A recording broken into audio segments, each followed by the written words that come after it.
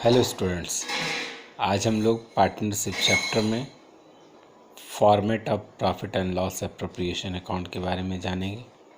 इसको जानने से पहले हम लोग ये जानते हैं कि इस चैप्टर में हमें किन किन आइटम्स पर डिस्कशन करना है, किन किन आइटम्स को लेना है।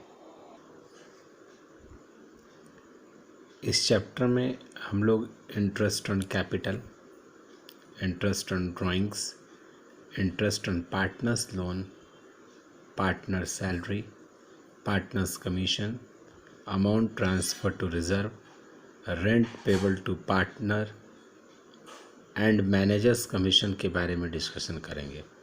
हम लोग step by step interest on capital को कैलकुलेट करने का तरीका और इसके अकाउंटिंग ट्रीटमेंट के बारे में जानेंगे।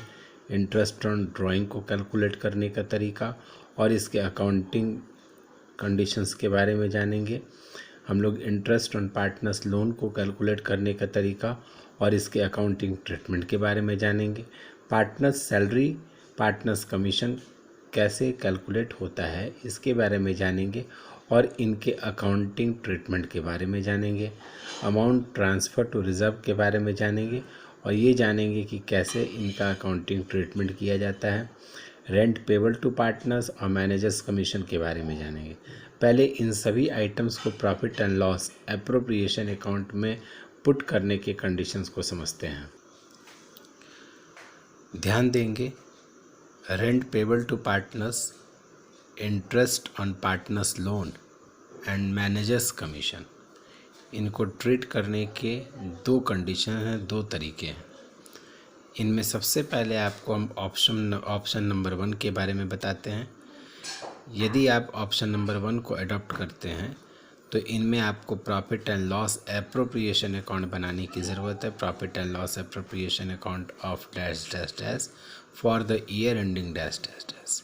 यहाँ हम लोग क्रेडिट साइड में by net profit as per PL account लेंगे। इसी अमाउंट में से हम लोग इंटरेस्ट ऑन पार्टनर्स लोन के अमाउंट को, रेंट पेबल टू पार्टनर्स के अमाउंट को एंड मैनेजर्स कमीशन के अमाउंट को माइनस कर देंगे। अब माइनस करने के बाद जो अमाउंट आएगा उसे हम लोग अमाउंट के कॉलम में लिखेंगे। फिर हम लोग क्रेडिट साइड में बाय इंटरेस्ट ऑन ड्राइंग को ले लेंगे।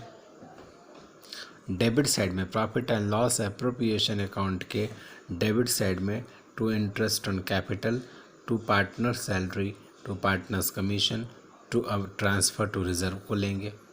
ये ध्यान रखेंगे कि अगर क्रेडिट साइड का टोटल ज़्यादा हुआ और डेबिट साइड का टोटल कम हुआ तो balancing figure share of profit कहलाएगा। लेकिन अगर डेबिट साइड का टोटल ज़्यादा हुआ और क्रेडिट साइड का टोटल कम हुआ तो balancing figure share of loss कहलाएगा। ये हमारा पहला ऑप्शन है। दूसरे ऑप्शन की बात अगर करें तो दूसरे ऑप्शन में, सेकंड ऑप्शन में हम लोग सबसे पहले प्रॉफिट एंड लॉस अकाउंट बनाएंगे for the year ending dash dash dash. एक कॉर्नर पर डेबिट, दूसरे कॉर्नर पर क्रेडिट। बाई प्रॉफिट हम लोग क्रेडिट साइड में लिख लेंगे। इसके बाद to interest on partners loan, to rent payable to partners, to managers commission के अमाउंट को लिखेंगे और बैलेंसिंग फिगर हमारा नेट प्रॉफिट आएगा। इस नेट प्रॉफिट को हम लोग profit and loss appropriation account के क्रेडिट साइड में पुट करेंगे। यानी प्रॉफिट एंड लॉस अकाउंट बनाने के बाद हम लोग profit and loss appropriation account बनाएंगे for the year ending dash dash dash. और यहाँ सबसे पहले क्रेडिट साइड में by net profit as per PL account हम लोग लिख लेंगे। ये अमाउंट वही होगा जो यहाँ पर आया हुआ है। इस अमाउंट को हम लोग क्रेडिट में पुट कर लेंगे। इसके बाद इंटरेस्ट ऑन ड्राइंग को हम क्रेडिट साइड में लेंगे और इसके बाद डेबिट साइड में interest on capital, partner salary, partners commission, to transfer to reserve, इन सभी अमाउंट को लेंगे। याद रखेंगे सेम वही कंडीशन, क्रेडिट साइड का टोटल अगर ज़्यादा हुआ और डेबिट साइड का टोटल कम हुआ तो balancing figure share of profit, और अगर डेबिट साइड ज़्यादा हुआ और क्रेडिट साइड कम हुआ तो balancing figure share of loss. Share of profit या शेयर ऑफ लॉस, इसे हम लोग पार्टनर्स के कैपिटल इधर पार्टनर्स के करंट अकाउंट में ट्रांसफ़र करते हैं। तो रूल है कि in case of fixed capital, share of profit और share of loss transfer to partners current account but in case of fluctuating capital share of profit और share of loss transfer to partners capital account. ये आप लोगों को पिछले class में बताया था, पिछले वीडियो में भी आप लोगों को अपलोड किए थे इसके बारे में कि फिक्स्ड कैपिटल के केस में शेयर ऑफ प्रॉफिट और शेयर ऑफ लॉस जो है वो पार्टनर के करंट अकाउंट में ट्रांसफ़र किए जाते हैं, और फ्लक्चुएटिंग कैपिटल के केस में शेयर ऑफ प्रॉफिट और शेयर ऑफ लॉस जो हैं वो पार्टनर के कैपिटल अकाउंट में ट्रांसफ़र किए जाते हैं। हमारे क्वेश्चन में ज़रूर दिया होगा कि पार्टनर का कैपिटल फिक्स्ड नेचर का है या पार्टनर का कैपिटल फ्लक्चुएटिंग नेचर का है। बाय डिफ़ॉल्ट अगर हमारे क्वेश्चन में कुछ भी मेंशन नहीं है तो पार्टनर के कैपिटल को हम लोग फ्लक्चुएटिंग नेचर का मानकर ही क्वेश्चन को सॉल्व करेंगे।